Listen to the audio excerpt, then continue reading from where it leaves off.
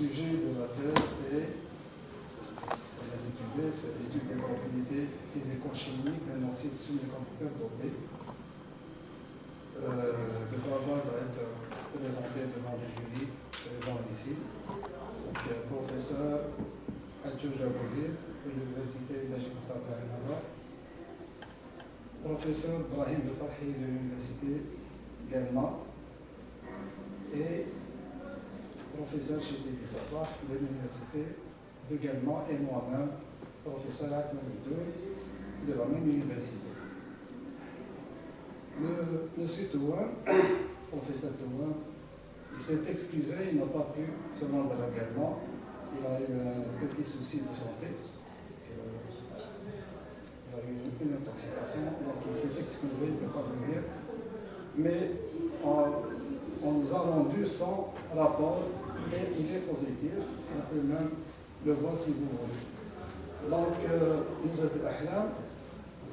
Vous allez nous présenter l'essentiel de vos travaux. Et bien sûr en respectant le temps. Déjà, il fait tard. Et on ne veut pas rester encore plus longtemps que ça. Et à la parole. Monsieur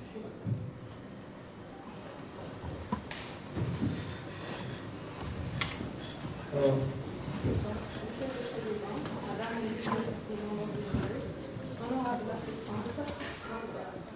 C'est avec un grand plaisir et beaucoup d'intérêt que je viens vous présenter aujourd'hui l'essentiel de mes travaux intitulé Étude des propriétés physico-chimiques d'un oxyde semi-conducteur dopé et dirigé par professeur Chitibé et professeur Touan, que je tiens à les remercier infiniment. Donc, le plan de l'exposé se déroulera comme suit. Après une introduction, je passe aux objectifs et méthodologies. Ensuite, je présente les résultats et discussions selon deux volets. Le premier sera théorique, qui traitera les différentes propriétés de ZNO et d'azote, et le deuxième expérimental, où nous nous sommes intéressés à l'élaboration et la caractérisation de monocouches et bicouches déposées sur différents substrats. Enfin, je termine par les conclusions et perspectives. Donc, introduction. Les semi-conducteurs reçoivent un grand intérêt, aussi bien sur le plan fondamental qu'appliqué.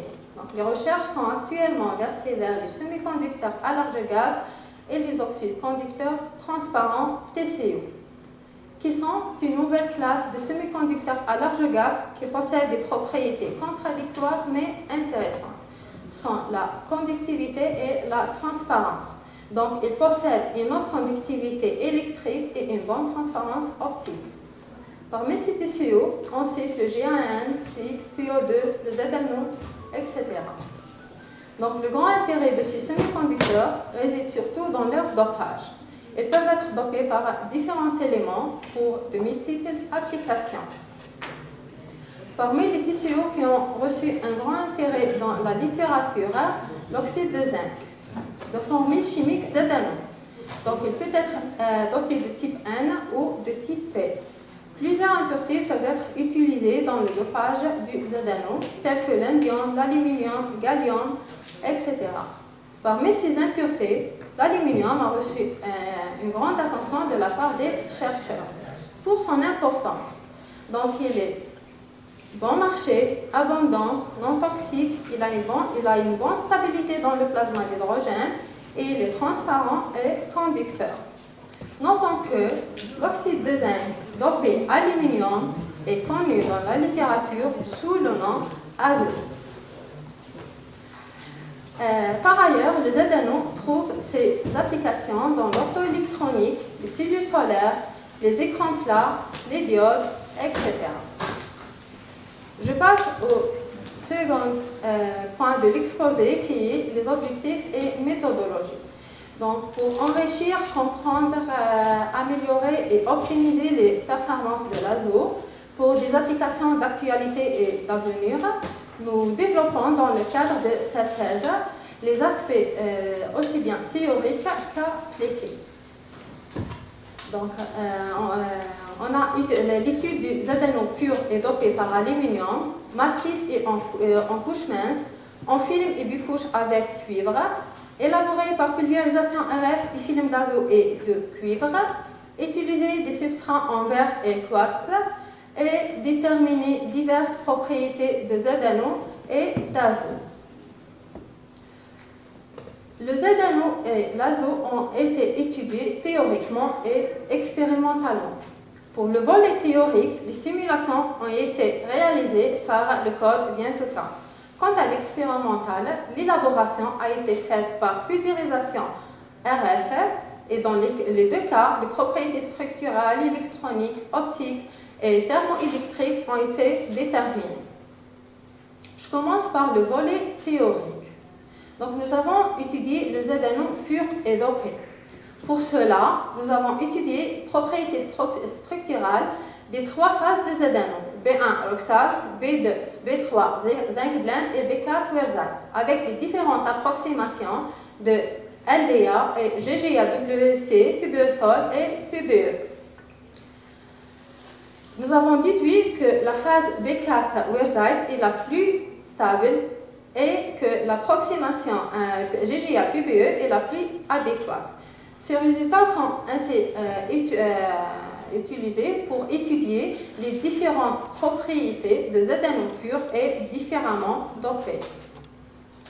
Résultats et discussion du volet théorique. Donc, je commence par l'effet du dopage sur les propriétés structurales.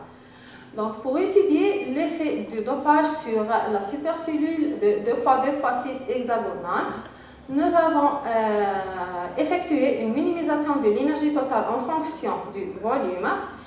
Les paramètres de réseau obtenus et le volume sont regroupés dans ce tableau. Donc, les valeurs trouvées sont en accord avec les valeurs de la littérature.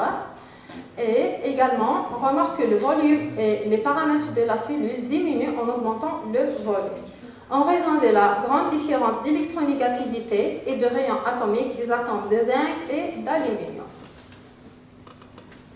Je passe aux propriétés électroniques. Donc, pour étudier l'effet de dopage sur la structure et les structures des bandes, donc, nous avons utilisé l'approximation GGA-PBE MBG. Les résultats trouvés sont comme suit. Donc, la première, c'est pour le 2% azote, la deuxième, 6,25% azote et la troisième, 12,5% azote. Plusieurs donc, observations peuvent être formulées. On a un décalage du niveau de fermé dans la bande de conduction, une redistribution de la structure des bandes d'énergie, un gap direct est situé au même point gamma que le ZNO pur. La largeur du gap d'énergie est modifiée et plus la concentration en aluminium est élevée, plus le gap optique devient important. Donc, on remarque que le gap augmente de 3,3 pour le 2% à 3,7 pour le 6,25% pour atteindre 4,2 pour le 12,5%, toujours par rapport au ZNO pur qui a un gap de 2,81%. Donc, par conséquent, l'azote se comporte comme un semi-conducteur de type N. Pour mieux expliquer ce phénomène de l'augmentation du gap optique en augmentant le dopage, on passe aux structures de bande suivantes. Donc, où la première représente un semi-conducteur intrinsèque ou bien non dopé, où on voit que le niveau de Fermi se situe au milieu du gap. Le deuxième, c'est un semi-conducteur normalement dopé type N. On trouve que le niveau de Fermi se rapproche du niveau EC. Et le troisième, c'est un semi-conducteur fortement dopé où le niveau de Fermi peut même dépasser EC en pénétrant dans la bande de conduction. On dit donc que le semi-conducteur fortement dopé est dégénéré. Ce phénomène physique est connu dans la littérature sous effet de Moser-Weierstein. De plus, le gap optique est plus grand du gap fondamental. En conséquence, le dopage de ZNO par aluminium décale le niveau de Fermi au-dessus du minimum de la bande de conduction et élargit le gap optique pour atteindre le 4,2 électronvolts pour 12,5%. En effet, l'augmentation du gap optique améliore simultanément la conductivité électrique et la transparence optique et ouvre ainsi d'autres perspectives d'application. Je passe aux propriétés optiques qui sont à la base de la conception et de la fabrication de composants en couches minces pour diverses applications, en particulier l'optoélectronique et le photonique. La fonction électrique est la première à être évaluée et les autres paramètres sont décrits en fonction de celle-ci. Donc, je commence par la réflectivité qui est représentée sur cette figure en fonction de l'énergie. Comme le ZNO possède une structure hexagonale, donc avec une symétrie hexagonale, donc il est nécessaire de calculer deux composantes principales différentes et indépendantes de R oméga, de sorte que oméga ZZ et XX correspond respectivement à la polarisation parallèle et la polarisation perpendiculaire à l'axe C. Donc, on remarque une apparition de nouveaux pics par rapport aux ZNO purs élevés, positionnés à 0,96 et 1,64 respectivement pour le 2% azo et 12,5 azo. Ce phénomène pourrait être attribué à la présence d'impuretés introduites par le dopage en aluminium. Donc, plus le dopage augmente, plus les valeurs de la réflectivité dans les deux directions de polarisation. Voilà. Cette diminution varie selon la polarisation et la concentration de dopage et illustrée par l'agrandissement des courbes. Coefficient d'absorption mesure la capacité d'un matériau à absorber de l'énergie. Il reste donc un facteur important pour l'évaluation des propriétés optiques des matériaux. La figure représente les variations de alpha en fonction de l'énergie pour l'azo. Donc pour le ZNO pur, on a remarqué une absorption qui se manifeste au-dessus de 2,81 dans électron-volts, c'est-à-dire dans l'UV. Quant à la 2% azo et 12,5%, on a une apparition d'un nouveau pic élevé des courbes, positionné à 0,96 électron-volts et 1,53 électron-volts pour le 2% et 2,5% azo, selon la direction ZZ, ce qui confirme le pic de la réflectivité. On a aussi une absorption importante le long de la direction ZZ qui se produit dans l'infrarouge pour les deux concentrations de l'aluminium. Et le décalage vers le bleu qui change avec la concentration en aluminium est attribué principalement à l'effet de Moss-Bernstein. Et j'arrive aux propriétés électriques. Donc la thermoélectricité consiste à convertir l'énergie thermique en énergie électrique pour des matériaux solides. Donc la qualité des matériaux thermoélectriques est déterminée par des paramètres avec des caractéristiques adéquates, tels que coefficient de Seebeck élevé, une faible conductivité thermique, un facteur de mérite élevé, etc. Par ailleurs, un bon rendement nécessite des températures élevées pour améliorer l'efficacité et l'applicabilité des matériaux. Tous ces paramètres ont été déterminés pour ZNO pur et dopés à différentes températures. Et je vais me limiter au coefficient de Seebeck et à la conductivité dans l'exposé. Donc, je commence par le coefficient de Seebeck qui est représenté sur cette figure en fonction du potentiel chimique pour différentes températures de 300, 600 et 900 Kelvin, où on observe que toutes les courbes présentent une allure générale semblable, donc une saturation initiale, un pic positif, pic négatif et une saturation finale. Pour mieux illustrer l'effet de la température sur Seebeck, la figure donc suivante représente les variations de Seebeck en fonction de la température.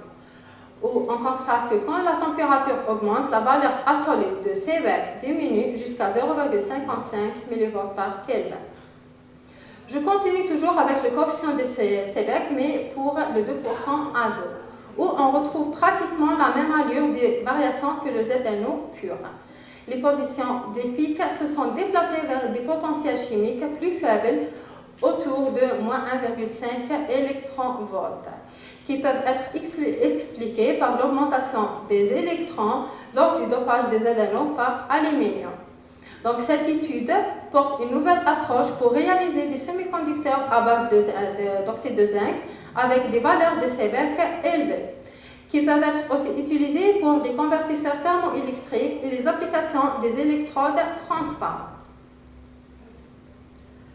Un autre paramètre important pour l'évaluation des performances photoélectriques est la conductivité thermique qui est représentée sur ces figures.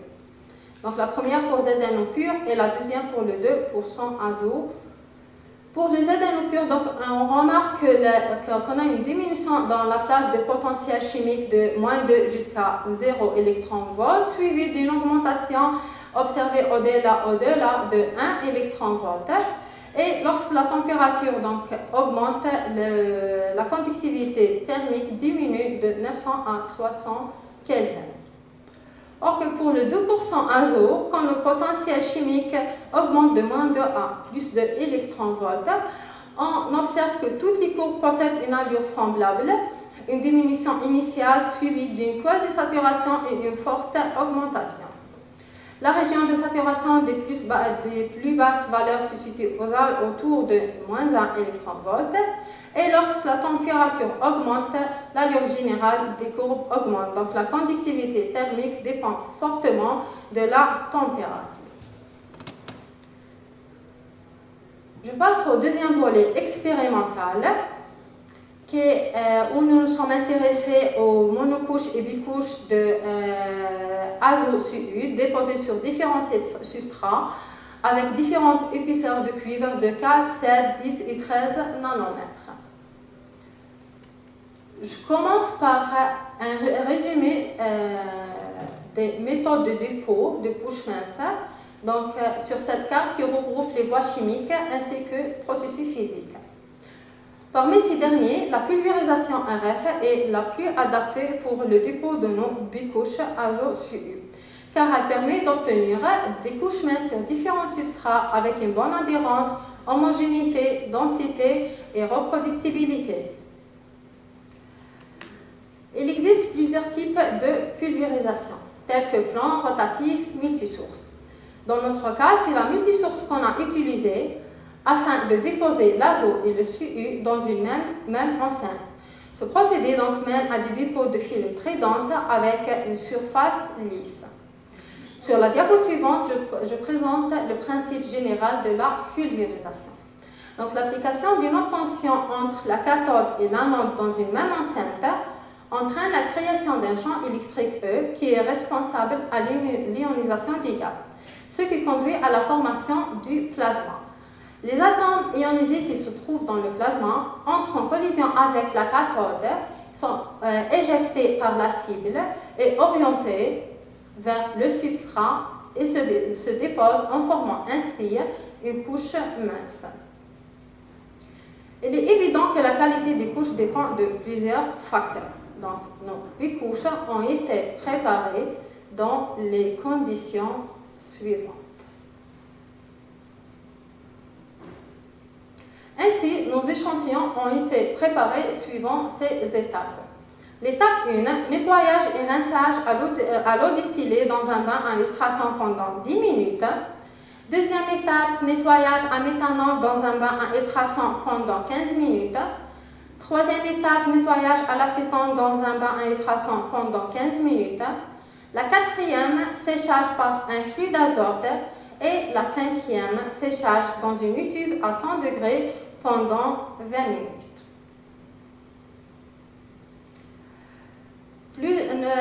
Nos échantillons donc ont été caractérisés par plusieurs techniques de caractérisation.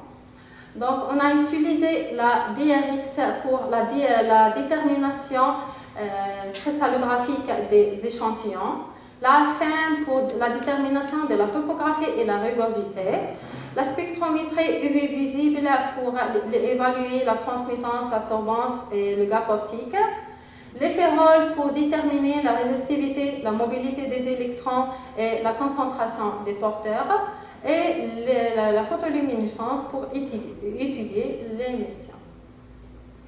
Et je passe aux résultats expérimentaux. Donc, je commence par la diffraction des rayons X, où on a utilisé cet instrument sous ces conditions. La figure représente un diffractogramme qui regroupe donc pour les substrats en verre, nos bicouches pour les substrats en verre et quartz, avec les différentes épaisseurs de cuivre respectivement égales à 4, 7, 10 et 13 nanomètres. On remarque donc que toutes les courbes montrent un pic intense 0,02 et un très faible pic de 1,01. L'intensité maximale du pic 0,02 pour les substrats en quartz est supérieure à ceux en verre. L'intensité maximale du pic 0,02 est supérieure pour la couche d'azo à comparer aux bicouches Cu-azo quand l'épaisseur de cuivre est inférieure à 7 nanomètres pour les substrats en verre et supérieure à 13 nanomètres pour les substrats en quartz. La plus faible intensité du pic 0,02 est observée pour l'épaisseur 4 nanomètres qui peut être attribuée à la discontinuité des îlots qui introduit plus de défauts dans le réseau cristallin. Donc, en utilisant la largeur de méhauteur du pic 0,02 et en utilisant la formule de Debye-Scherer, donc on a déterminé la taille des cristallites qui est représentée sur cette figure. Où on a trouvé que la taille des cristallites des bicouches déposées sur quartz est supérieure à ceux déposés sur verre. La valeur minimum de la taille des cristallites est observée pour une épaisseur de 4 nanomètres, suivie d'une croissance progressive de la dimension. Et enfin, une saturation au-delà de 10 nanomètres de cuivre pour les valeurs de 13,5 nanomètres pour azo-Cu vert et 15 pour le substrat quartz. Donc, la qualité cristalline des bicouches azo-Cu peut être significativement améliorée grâce à une sélection judicieuse du substrat. Je passe à la topographie. Donc, on a utilisé cet instrument d'AFM où les images ont été prises avec une résolution de 256 x 256 pixels sur une surface balayée de 2 x 2 micromètres carrés. La figure représente donc les images topographiques de nos bicouches azo-Cu déposées sur verre et sur quartz. Donc, on remarque que la surface des couches montre une distribution dense et homogène de particules, une morphologie de nanoparticules quasi-sphériques et des structures lisses. Ces qualités sont obtenues donc grâce à la technique de préparation utilisée. Pour les bien analyser, donc, nous avons étudié la rugosité qui est représentée sur cette figure pour les mêmes épaisseurs de cuivre. Où la rugosité superficielle est influencée par le type de substrat et par l'épaisseur des couches de cuivre. Les surfaces plus lisses sont obtenues avec du substrat en quartz. Quand l'épaisseur de la couche de cuivre augmente, on note une légère augmentation de la taille des particules qui est due à l'amélioration de la qualité cristalline et la qualité des cristallites des bicouches, ce qui confirme nos résultats de la DRX, et l'incorporation de la couche de cuivre dans la configuration azo-Cu substrat entraîne une amélioration notable de la lissité des surfaces supérieures de l'azo. Nous avons également étudié les propriétés optiques à travers la transmittance en utilisant ce spectromètre UV visible et les missions. Donc, les mesures ont été réalisées à température ambiante et à l'air libre. Je commence par la transmittance, où les figures représentent les variations de la transmittance pour nos bicouches déposées sur les verres de substrat sur les substrats en verre et quartz. En variation de la longueur d'onde, où on remarque que la transmittance de la monocouche azo est supérieure aux bicouches azo-Cu. La transmittance de la structure azo-verre est supérieure à celle de l'azo-quartz. Donc, quelle que soit l'épaisseur de cuivre, la transmittance pour les bicouches déposées sur verre est supérieure à ceux déposés sur quartz. Une réflexion accrue induite par l'insertion de la couche de cuivre particulièrement aussi prononcée sur le substrat quartz, avec un décalage vers le rouge est observé quand l'épaisseur de cuivre augmente, qui est dû à l'effet de la transparence et les réflexions à l'interface CU-film. Je continue toujours pour la transmittance, mais dans le domaine proche infrarouge de 700 à 1100 nanomètres, où on a observé que quand l'épaisseur de cuivre augmente, la transmittance diminue. Elle est attribuée principalement à la réflexion élevée de la lumière et à l'absorption par les couches de cuivre en raison de ses porteurs de charge. Les bicouches azo-CU déposées sur quartz montrent une réflexion plus forte que celle sur verre. Donc, la diminution de la transmittance peut être attribuée aux changements morphologiques et aux importantes pertes de réflexion dues à la rugosité de surface qui provoque une diffusion dans les films. Les féroles et les propriétés électriques. Donc, on a utilisé cet instrument où les mesures ont été répétées 10 fois à chaque échantillon afin de garantir la reproductibilité et minimiser l'incertitude. Donc, les résultats trouvés sont regroupés dans ce tableau. Donc, on a étudié donc, la résistivité, la concentration des porteurs et la mobilité en fonction de l'épaisseur de cuivre qui varie de 4 à 13 nanomètres. Donc, nos résultats montrent que tous les échantillons sont de type N, en accord avec les comportements typiques des couches d'azo, et que l'épaisseur de cuivre et le type de substrat affectent fortement les propriétés électriques. Et j'arrive aux conclusions et perspectives. Donc, les semi-conducteurs à large gamme sont très promoteurs et offrent des perspectives intéressantes quant aux applications, donc à une haute tension et à haute température. Le ZNO reste un des meilleurs candidats pour dominer le marché mondial en raison de ses propriétés physico-chimiques intéressantes, de son abondance, son faible coût et sa non-toxicité. Les résultats de nos investigations de ZNO pur et dopé à l'aluminium sous forme massive, monocouche et bicouche avec cuivre déposé sur verre et sur quartz peuvent être résumés comme suit. Donc, les meilleurs accords entre les résultats théoriques et expérimentaux ont été obtenus avec l'approximation combinée PBE et PBE-MBG, qui sont retenus pour étudier les propriétés de la phase la plus stable Werzite du ZNO B4. Les propriétés électroniques donc, ont confirmé que le ZNO pur possède un gap d'énergie direct de 2,81 électronvolts et que le ZNO est un semi-conducteur de type N. Les propriétés optiques ont révélé une anisotropie importante dans les parties réelles et imaginaires de epsilon au-delà de 8,2 électronvolts et un comportement isotrope pour les énergies inférieures.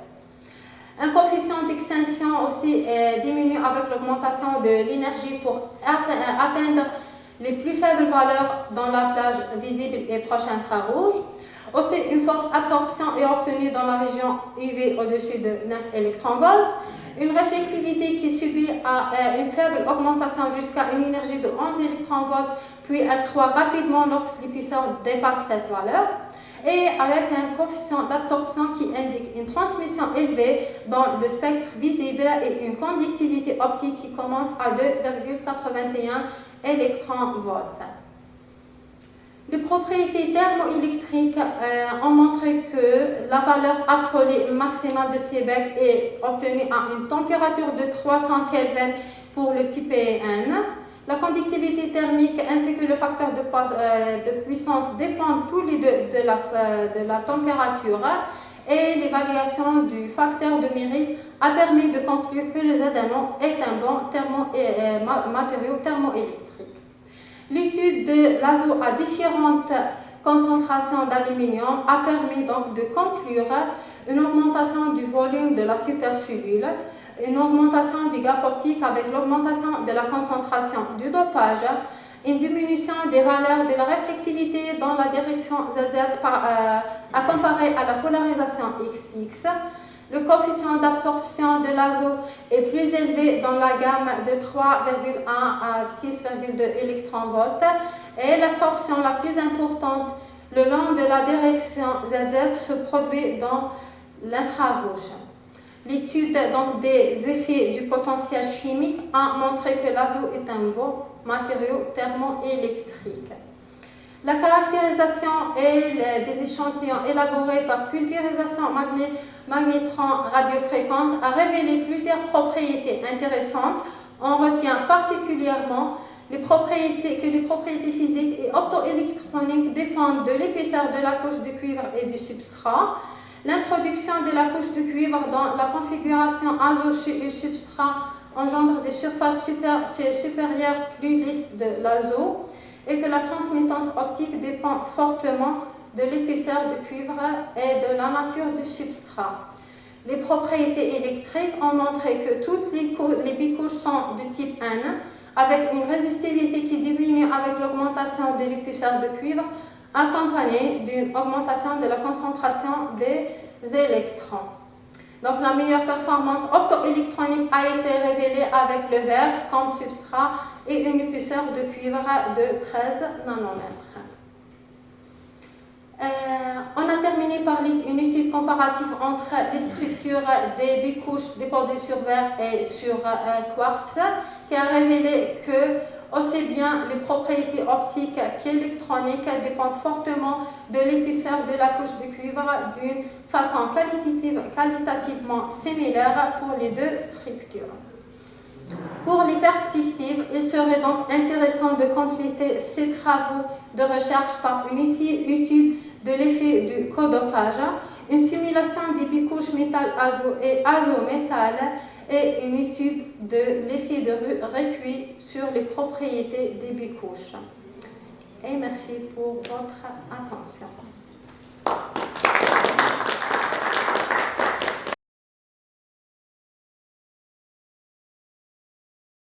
Merci à toi, Anne. Donc, ça a été un bon exposé. Un travail qui comprend deux parties, une partie théorique, une partie expérimentale sur les événements durs et dotés. Bon, il y a beaucoup de résultats, que ce soit dans la partie théorique ou la partie expérimentale. Et si on veut vraiment rentrer dans les détails des choses, on risque de passer beaucoup de temps là-dessus. Donc, je laisse la parole au membre des jurys pour poser des questions. Et je vais commencer par le professeur Hadjoudja de l'Université d'Ain. Merci, Monsieur le Président. Donc, tout d'abord, je tiens à remercier Ahmed pour la clarté de son exposé. Très clair et bien structuré et pédagogique. Je vous remercie aussi pour la bonne rédaction de votre esprit. Il était bien rédigé, bien présenté. Sincèrement, j'ai essayé de trouver des choses, des oublis, des erreurs de frappe, mais je n'ai pas trouvé. Donc, bravo. Le sujet que vous avez traité, c'est un thème d'actualité. C'est un thème d'actualité. Surtout que les anneaux, donc c'est un composé qu'on peut utiliser pour plusieurs applications, en allant dans de la détection UV, les LED, la conversion photovoltaïque et aussi les capteurs de gaz. De plus, le Z-anneau, donc c'est un composé qui, disons, qui coûte pas cher, qui n'est pas toxique et qui est abondant dans la nature.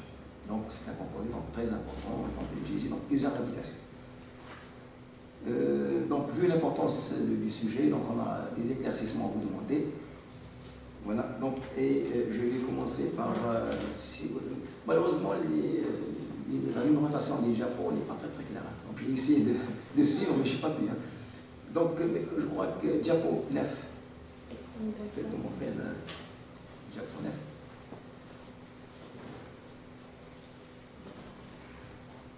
Voilà, donc là, le composé sur lequel vous avez travaillé, donc c'est le ZNO, c'est un TCO, un oxyde transparent conducteur. Donc on peut l'utiliser entre autres pour les applications photovoltaïques. Et donc dans le cadre des applications photovoltaïques, on l'utilise lorsqu'on fabrique une cellule solaire. Donc lorsqu'on fabrique une cellule solaire, on dépose la couche absorbante et au-dessus on dépose une couche TCO, une couche d'oxyde transparent conducteur. Et généralement on utilise donc le ZNO. Lorsqu'on dit le ZNO sur une couche disons sur la couche absorbante, lorsqu'on dépose cette couche-là, elle doit être donc transparente et conductrice.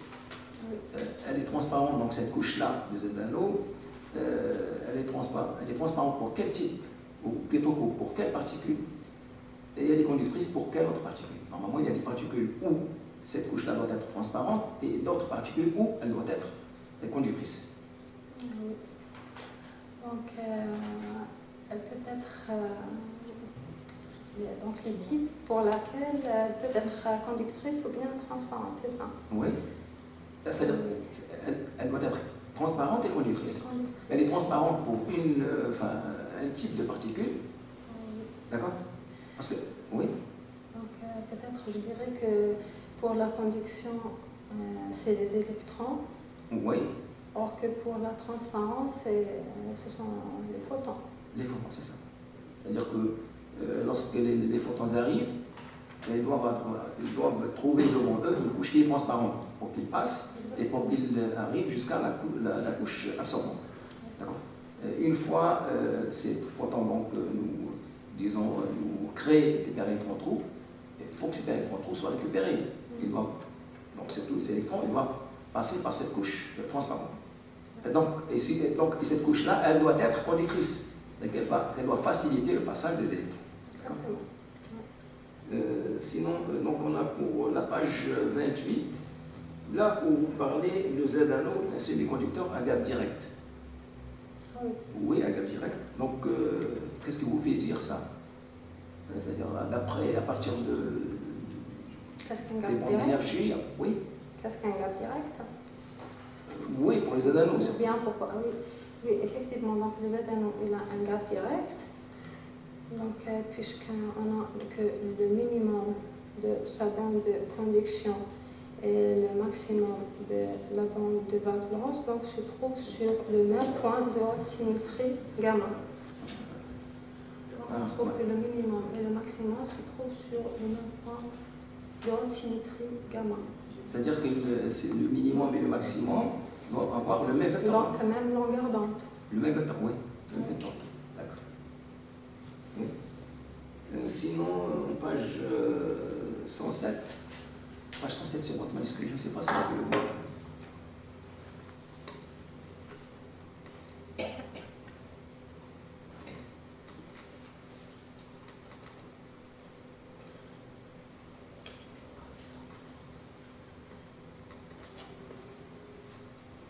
Ça bloque.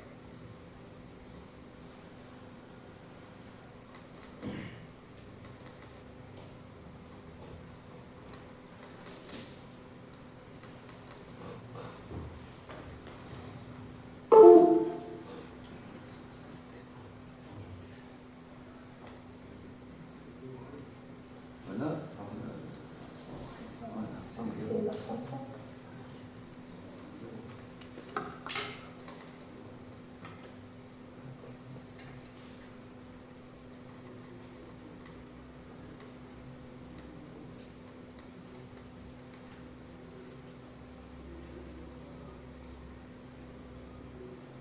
Oui.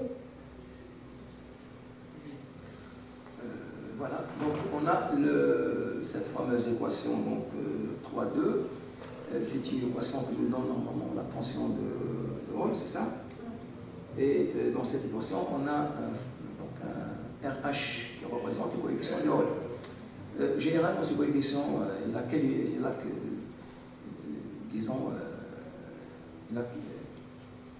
signe? Est-ce que le signe, généralement, le signe de RH, c'est Elle est négative. négatif. Alors, Donc, peut-être oui. négatif ou bien positif. Voilà. Oui, enfin, négatif, dans votre cas, c'est vrai, c'est négatif. Parce que le Z-anneau, il est de type 1, comme vous le dites. D'accord? Donc c'est négatif. Mais généralement, il est soit négatif, soit positif. Ça dépend du matériau. D'accord? Si on parle du type P, donc on a le RH positif. Voilà. Et comme dans notre cas, on est sur le type 1, donc on a trouvé que notre coefficient de Hall est négatif. C'est ça. Donc c'est à partir donc, du signe de RH qu'on déduit que notre matériau est de type P ou de type 1. Exactement. C'est ça. Oui. D'accord. Page 118.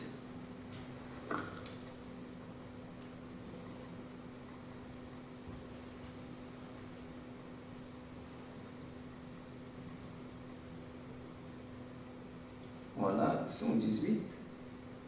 Là où vous dites que le Z-anneau existe sous plusieurs polymorphes.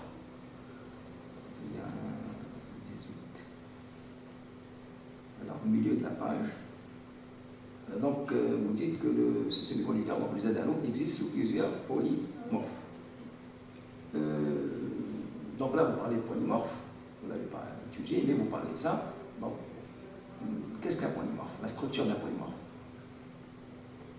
Parce qu'on a l'amorphe, on a le monocristallin, le polycristallin, l'amorphe et le polymorphe. Ah. Donc, le polymorphe, donc, elle est amorphe et il a des parties cristallines. Ah, voilà. Donc c'est oui, c'est. Donc, on peut dire aussi que c'est un composé à ordre à courte distance. Ah, oui. D'accord.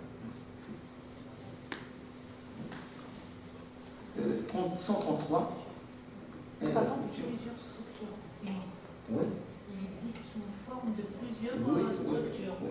Et les plus importantes, ce sont celles qu'elle a D'accord. Oui. étudiées, le Wurtzite.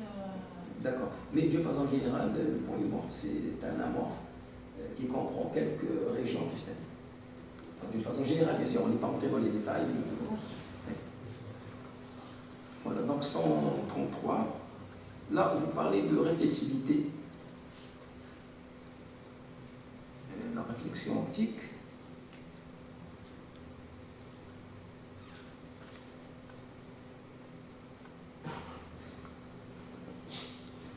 Donc la réflexivité, comme on le sait, c'est un phénomène néfaste pour les cellules solaires. D'accord? Et si on veut réduire son effet, qu'est-ce qu'on fait? Pour réduire l'effet néfaste sur les cellules solaires. Oui, sur les cellules solaires. C'est-à-dire qu'en quelque sorte, il faut en quelque sorte essayer de diminuer cet effet-là. C'est-à-dire lorsque les photons arrivent, il faut qu'on essaye de les faire passer vers la couche absorbante pour qu'ils libèrent les contrôles. Donc, qu'est-ce qu'on fait généralement lorsqu'on fabrique des cellules solaires? On peut faire quelque chose pour réduire cette réflexivité qui est néfaste pour la propagation photovoltaïque. Peut-être on peut rajouter une couche. Ah, oui, donc une couche anti-reflet. Anti-reflet, oui, on peut faire ça. D'accord. Et avec ça, on peut dire donc réduire l'effet de la réflectivité. Voilà, donc 135, juste après, donc 135.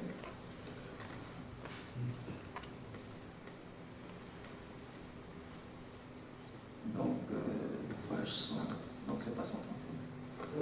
35. 35. 35. C'est 135. 5. 5. 105. 130. C'est 135. 135.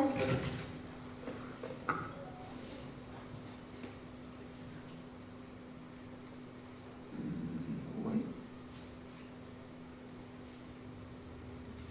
Donc c'est là où vous dites que le coefficient d'absorption est très faible dans la gamme du spectre visible. Je ne sais pas si...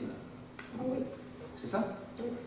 Voilà, donc vous dites que le coefficient d'absorption est très faible dans la gamme du spectre visible. Oui, c'est clair. Indiquant une transmission élevée dans cette région. Est-ce que c'est tout le temps vrai lorsque le coefficient d'absorption est faible? Est-ce que ça entraîne directement une transmission élevée? Oui.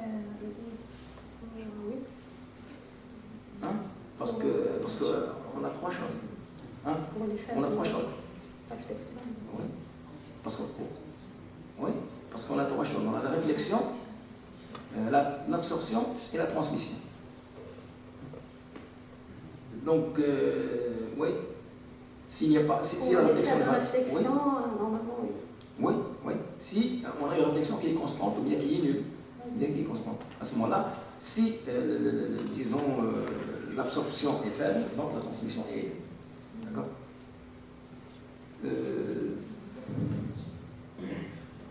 Donc, diapo 39, je crois.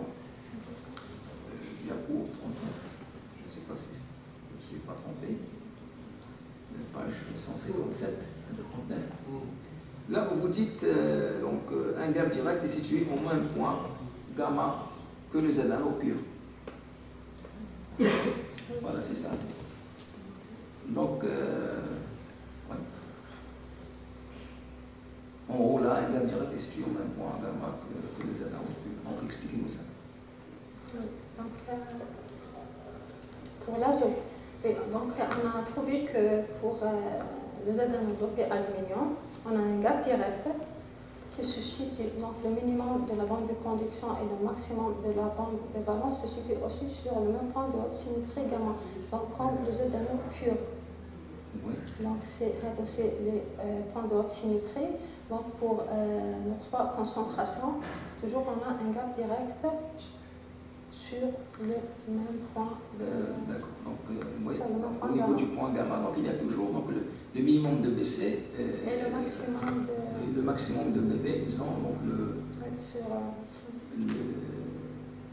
le même vecteur d'onde. oui. Hein.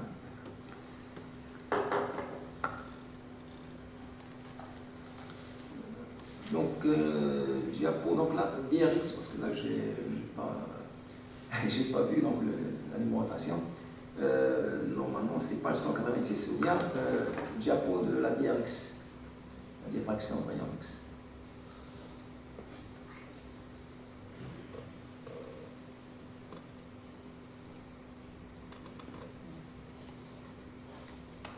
Donc, faites-nous montrer la diapo, peut-être c'est mieux.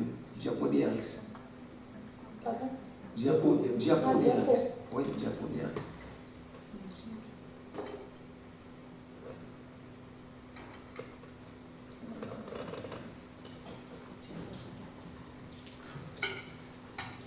Voilà.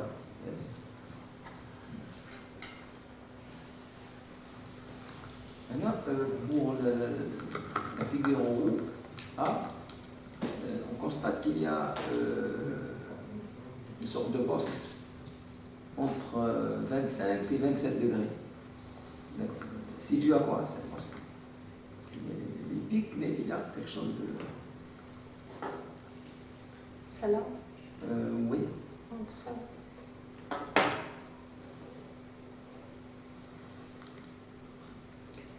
Elle est due au substrat amorphe qui est Ouais. amorphe. Oui, parce que c'est sur le verre. Donc c'est des couches déposées sur le verre, et donc comme le verre c'est amorphe. Ouais, donc, et en plus, disons, on voit cette bosse-là parce que surtout les couches ne sont pas épaisses. Ouais. D'accord. Ce qui fait que le verre apparaît, donc on le voit à travers cette bosse-là. D'accord. Même question pour la figure suivante. Là où pour la couche de 13 nano, là aussi, au départ, on voit les pics du quartz. Mais après, il n'y a plus pour une couche aussi de 13 nano, on ne voit plus le pic du quartz du substrat.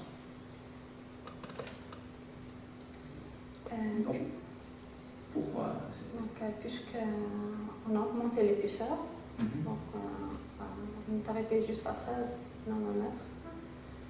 Et lorsque l'épaisseur augmente, donc ça empêche l'émission.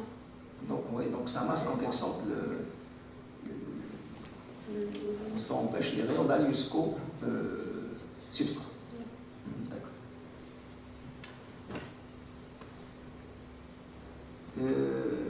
Page 188. 188.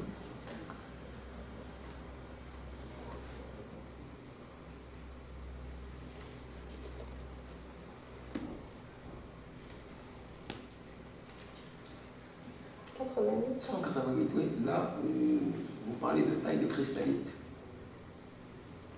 Oui. Taille de cristallite, 188. Voilà, c'est ça. Le D, la taille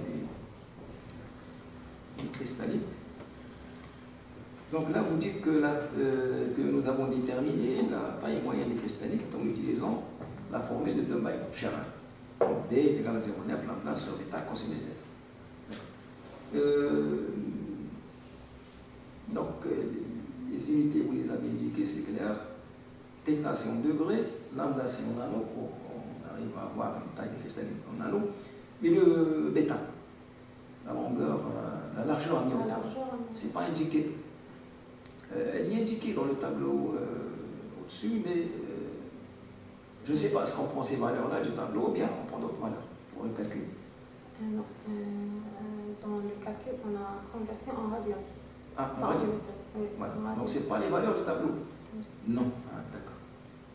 Parce que si on utilise ces valeurs-là, on n'arrive pas aux tailles de cristalline que vous avez mentionnées. Donc, le bêta, c'est en radian. Donc,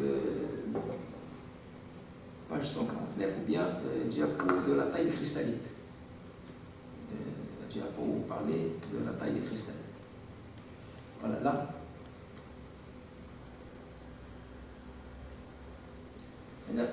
Là, on constate qu'il y a une diminution, surtout pour les couches déposées sur quartz, en rouge. Il y a une diminution quand même un peu brusque pour l'épaisseur de 4 nano, pour l'épaisseur de cuivre, c'est du 4 nano. Elle est due à quoi cette diminution, disons, rapide? Elle est due à quoi? Peut-être à la mauvaise cristallinité ou bien la mauvaise formation des cristallites. Ah. Oui, donc là, une mauvaise cristallisation en quelque sorte. Oui. Donc, en quelque sorte qu'il n'y a pas, donc les cristallites ne sont pas bien formés, donc ils nous ont donné quelque chose qui n'est pas, disons, qui n'est pas logique. D'accord? Donc des tailles cristallines qui ne sont pas réelles.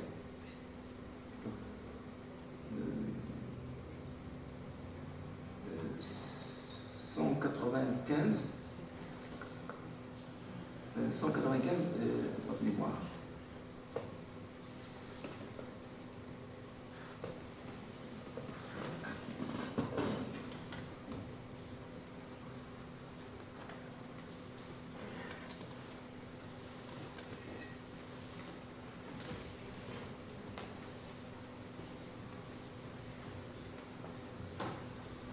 Là où on voit donc une diminution de la transmittance avec l'augmentation de l'épaisseur de cuivre. Comment vous expliquez ça? Une diminution de la transparence, de la transmittance plutôt. Plus l'épaisseur de cuivre est importante, plus la transmittance diminue. Donc, je peux l'expliquer par la grande cristallinité des couches A dessus U. C'est pour ça que donc, plus l'épaisseur augmente, plus donc, la cristallinité augmente.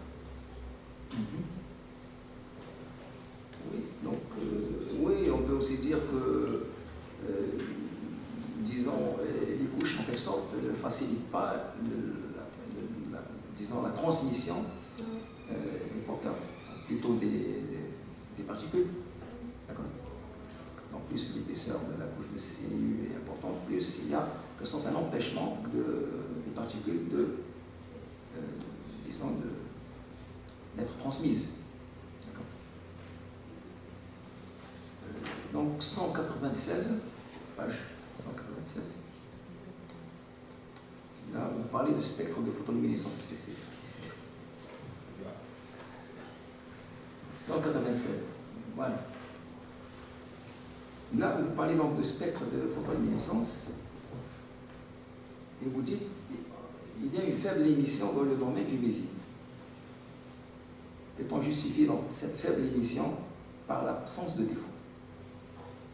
Est-ce que là, oui. Donc, s'il y a une faible émission, donc c'est parce que généralement, les défauts favorisent l'émission. D'accord? Du fait que les porteurs, lorsqu'ils vont rencontrer des défauts, il va y avoir, disons, ça facilite leur recombinaison, donc il y a une émission. Et donc, on peut expliquer ça par l'absence de défaut, effectivement.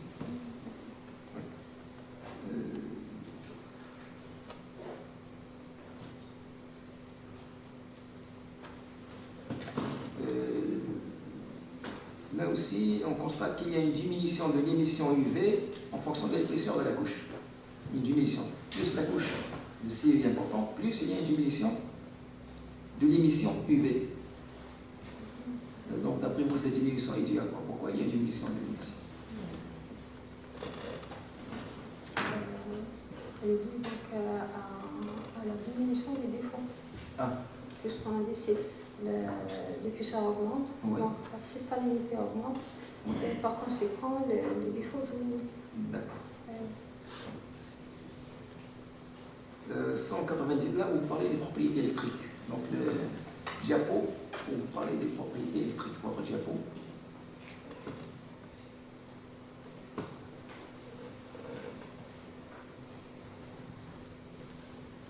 Voilà, les propriétés électriques. Voilà. Là où vous dites tous les échantillons sont de type 1. Donc, je ne sais pas ce que vous ne parlez pas de constante de Hall. Donc, normalement, c'est. Ou bien vous avez déduit ça à partir de quelque chose, avec une autre méthode. Non, c'est les propriétés électriques, À c'est à partir de l'effet Hall. Ah, voilà. Donc, c'est à partir du signe de la constante du coefficient de Hall. Oui. Ah, d'accord, parce que c'est pas indiqué. D'accord. Donc, effectivement, si la constante de Hall a pour. Disons, de signe négatif, à ce moment-là, on déduit que la conduite, disons, le type est 1.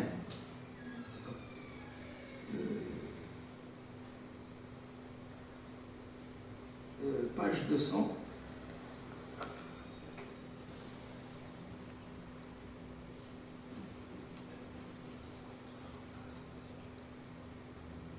Voilà, là où sur voilà.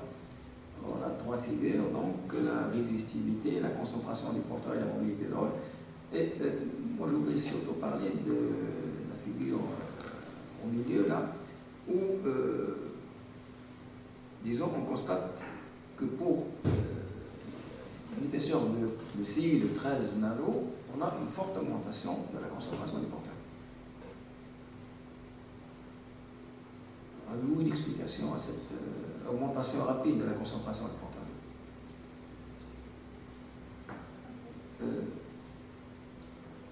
Donc, en augmentant l'épaisseur, on a dit qu'on aura une bonne cristallinité. Et par conséquent, les défauts diminuent. Donc, la recombinaison aussi diminue. Et par conséquent, la concentration de porteur augmente. Voilà, donc on a une concentration qui augmente. Voilà, d'accord. Ouais. 203.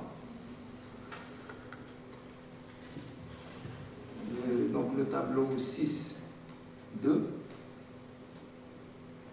Oui, voilà le tableau 6, là c'est ça. Donc là où vous parlez de la mobilité, et d'après ce tableau, on remarque que la mobilité dehors des porteurs, elle diminue lorsque l'épaisseur augmente. Donc votre explication à cette variation de la mobilité, lorsque l'épaisseur augmente, la mobilité diminue. Donc je peux l'expliquer par la concentration des porteurs qui augmente. Donc les collisions augmentent. Ouais. Par conséquent, la mobilité oui. Donc, oui, en quelque sorte, c'est oui. Donc l'augmentation des concentrations, comme on a vu tout avant, dans cette question-là, on a vu que la concentration des porteurs qui augmente, ce qui fait que les collisions augmentent, la dispersion des porteurs augmente, et donc ça se répercute sur la mobilité de ces porteurs-là. Donc la mobilité diminue.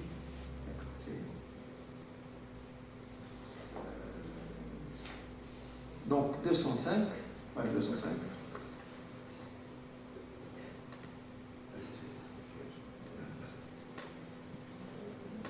« 205, voilà, figure 6, 12. Sur cette figure-là, on constate que pour des longueurs d'onde inférieures à 300 nano, la transmittance est nulle. Donc, dans cette gamme de longueurs d'onde, peut-on dire que l'absorbance est maximale? Peut-être la transmittance est nulle, oui. Si? Pourquoi? Donc,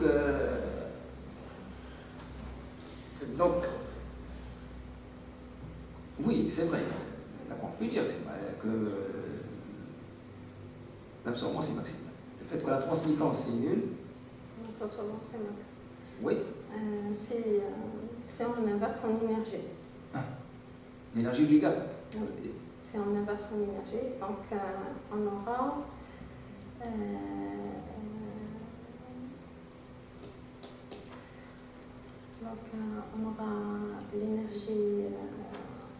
l'énergie Tana, donc l'énergie du gap. Donc on a une bonne absorption. On a une absorption. Oui. Par conséquent, la transmission est nulle.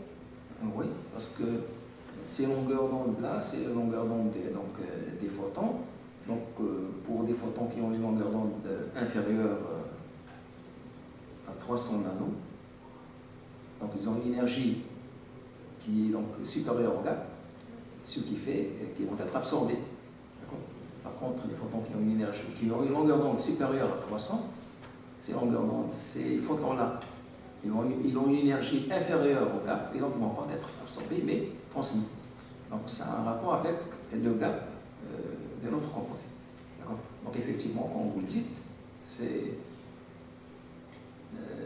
l'absorption pour des longueurs d'onde inférieures à 3, c'est une absorption maximale, qui est due donc au fait que les photons qui ont une longueur d'onde inférieure à 300 ont une énergie qui est supérieure au gap. Et comme donc, dernière question, votre Z-anneau, c'est un oxytransparent conducteur.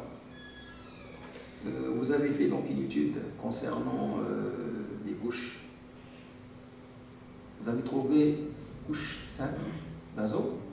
Vous avez trouvé que ces couches-là ont une transmission donc élevée et une conductivité moyenne. Et lorsque vous avez étudié des couches, vous avez trouvé l'inverse.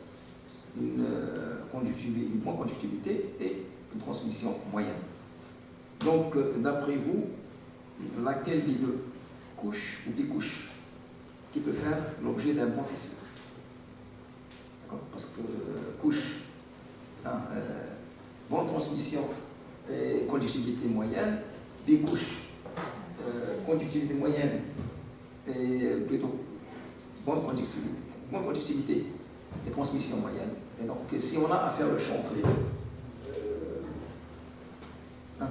donc pour faire un bon TCO, je dirais. Tout dépend de tout dépend de l'application. Bien sûr. Trouver toujours un compromis. Voilà, un compromis. Oui, oui, mais comme vient de dire madame, tout dépend de l'application. Donc c'est ça. Voilà. Et donc sur ça, je vous remercie une deuxième fois. Et donc je souhaite plein de succès pour vos projets futurs. Et j'espère que vous aurez donc l'occasion d'être recruté le plus rapidement possible. Merci. Sur ça, je vous donne la parole. Merci, professeur Khadija. Ces questions pertinentes qui touchent le fond du travail international. Donc, je passe maintenant la parole à M.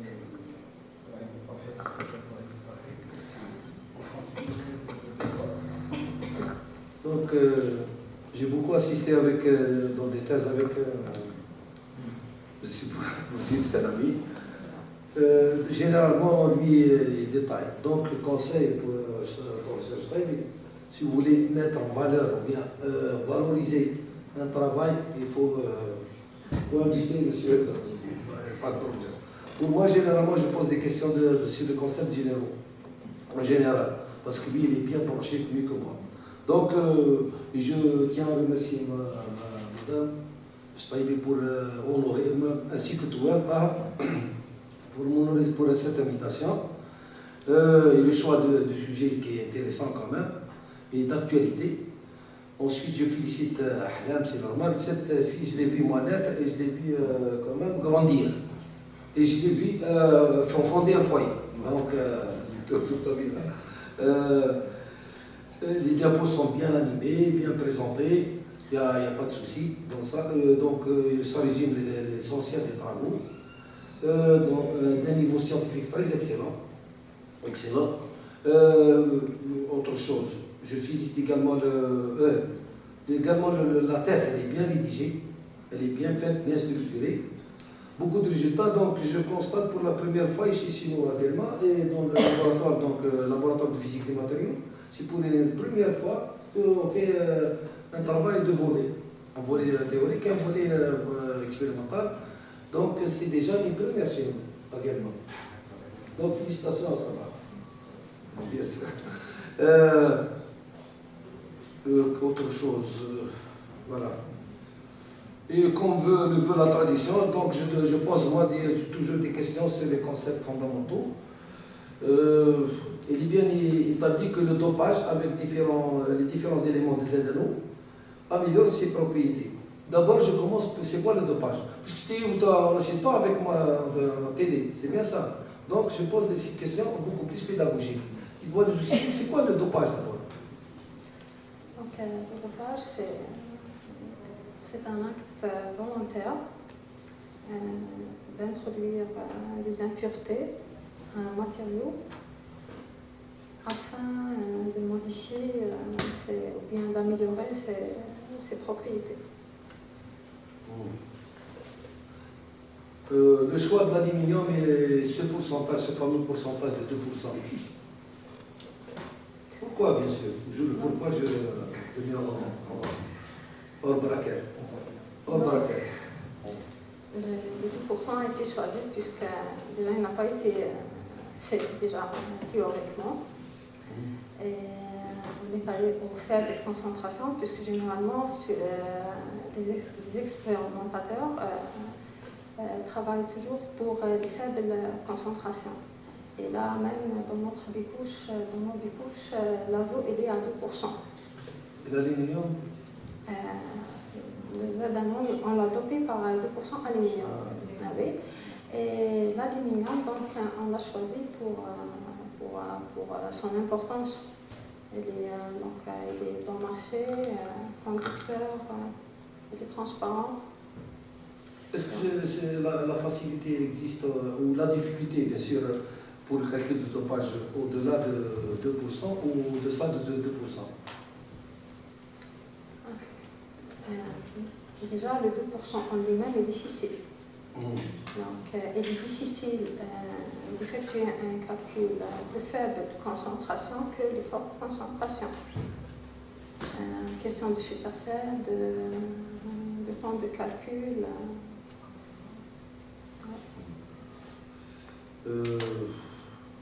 Tu as beaucoup parlé de gap d'énergie. Non, c'est comme ça. C'est pas un gap. En général, quelle importance c'est? Donc, c'est quoi le gap? Donc, le gap, c'est une énergie qui sépare la bande de conduction à la bande de valence. Donc, c'est une bande d'énergie qui sépare la bande de conduction à la bande de valence. Elle contient des états de défaut, des donneurs, des accepteurs, etc. Tu peux continuer à expliquer c'est gap direct, expliquer tout ça pour nous. Gap direct, indirect. Gap direct, indirect, fondamental, optique. Ok.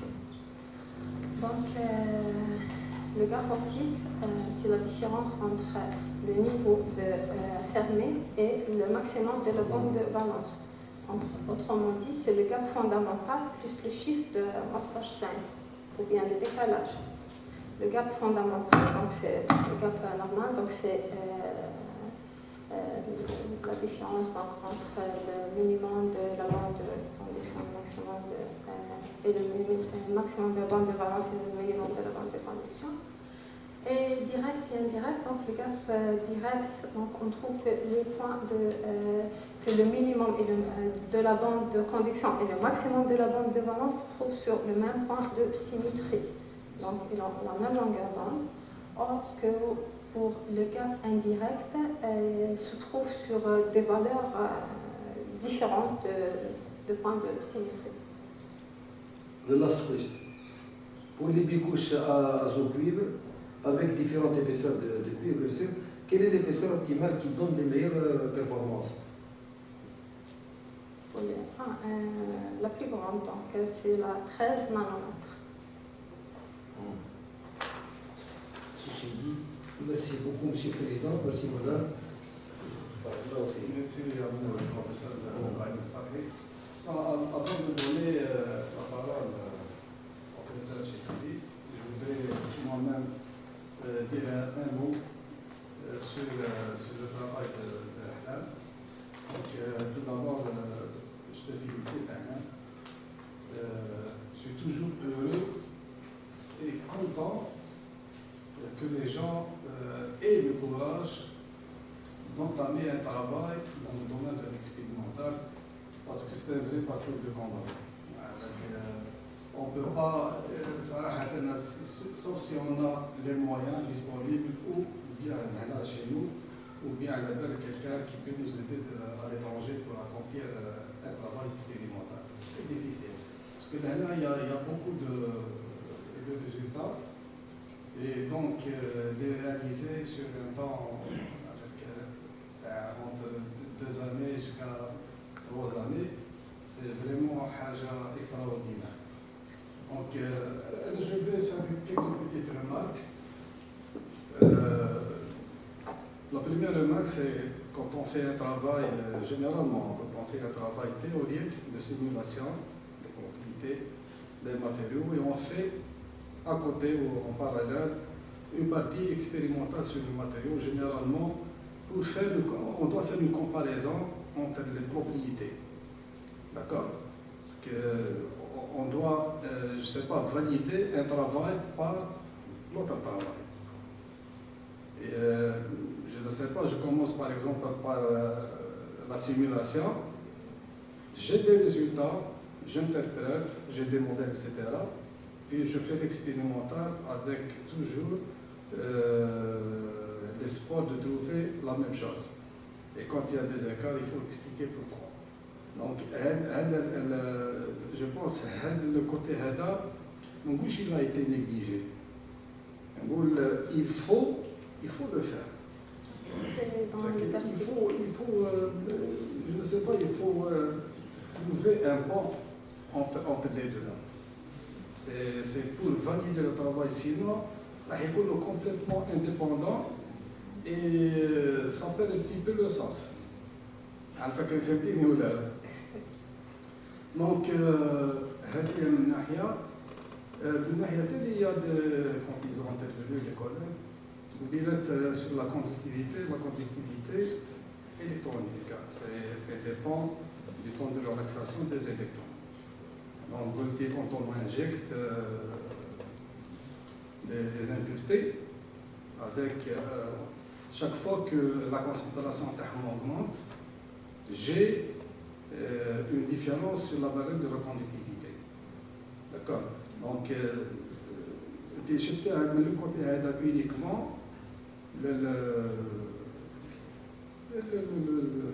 l'impureté, le corps étranger que tu as mis dans le ZNO, il a créé une modification dans la conductivité. Il n'est pas le seul.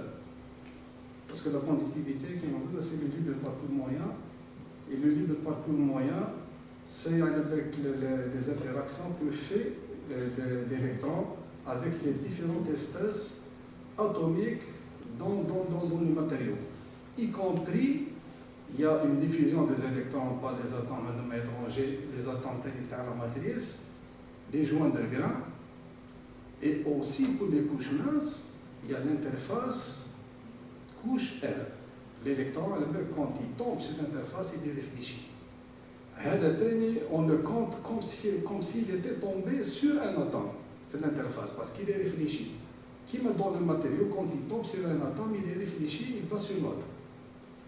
D'accord? Donc il y a toute une physique dedans. Donc si on veut s'intéresser à le fond des choses, il faut aller vers le joint de grain, voir qu'est-ce qu'il y a dedans. Il faut voir l'interface, comment elle est faite, parce que l'interface lisse, ça n'existe pas. D'accord? Même la méthode, la pulvérisation, on obtient généralement des couches, c'est vrai, propres, d'épaisseur homogène, si on choisit les bonnes conditions, mais il y a toujours des défauts en surface. Ou les défauts en surface, les rugosités, parfois elles sont les bienvenues. On n'a pas toujours la même besoin, on cherche à avoir les défauts en surface pour des propriétés ciblées. D'accord? Pour obtenir les propriétés thermoélectriques, elle a la figure de mérite.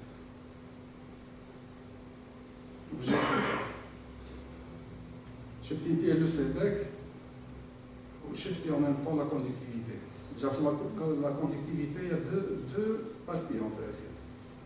Il y a la conductivité électrique et l'autre qui est due au phonome. Est-ce qu'elle a été prise en considération là? Parce que généralement, quand on peut la négliger en fonction du matériau. Est-ce que le ZNO, dopé ou la partie hélière, elle a été prise en compte ou là? Parce qu'elle a quand même une influence sur la valeur TZT, la figure de mérite. Donc, le temps de relaxation, comment il a été pris dans la formule. C'est des choses qu'il faut indiquer. C'est des remarques. Je ne sais pas dans les cas comment les valeurs, est-ce que ça a été fait ou pas? Est-ce que la conductivité, est-ce que le réseau aussi contribue efficacement à la valeur de la conductivité ou pas? Donc, le facteur de mérite, oui, on va faire le résultat qui est mis pour la classe, mais juste, je ne l'ai pas mis sur le diapo. Est-ce qu'il a été négligé ou pas? Parce que beaucoup de gens le négligent. Voilà, c'est pour je sais pas, pour des calculs, pour faire rapide. Non, je l'ai fait.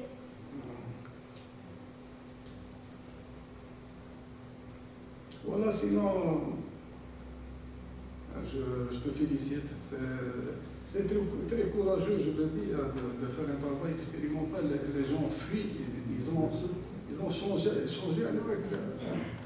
Tout le monde fuit le travail expérimental à cause des difficultés qu'on rencontre. Donc, félicitations, quelque chose à faire. Je donne la parole au professeur Chikili. Merci. Alors, je commence par remercier les membres de jury, précisément M. Hadri qui est venu de Valna, surtout que la soutenance se fait dans la nuit. C'est-à-dire aussi, j'espère, un bon rétablissement au professeur Touem. J'aurais aimé qu'il soit présent, surtout que la partie expérimentale a été réalisée en collaboration avec lui. Donc, c'est lui qui a suivi de près le travail expérimental. Je suis très satisfaite, comme il a dit le professeur Farhi, de réaliser un travail expérimental et théorique. Donc, depuis que j'ai abandonné l'expérimental et j'ai repris les calculs, j'ai Ahlem, elle a vraiment réalisé un très bon travail. Une partie expérimentale, une partie théorique. Donc la partie théorique a été réalisée au laboratoire de physique des matériaux. Et la partie expérimentale, Ahlem, elle était un papillon ou une abeille. Donc elle faisait ses expériences un petit peu à Naba, à Bougie, à Tunis, les résultats qui venaient d'ailleurs. Mais elle a essayé de rassembler tout son travail pour le présenter. Donc que ce soit la thèse, elle a rédigé avec une grande précision. L'exposé, il est impressionnant, bien rédigé, bien exposé dans tout. Je la félicite, je lui souhaite bonne continuation. Quoi d'autre? Bonne continuation. Et je vous remercie. Voilà. Merci, Monsieur le Président. Voilà. Tout est bien qui finit bien. Inch'Allah, on va se retirer pour délibérer. On ne va pas vous demander de quitter la salle.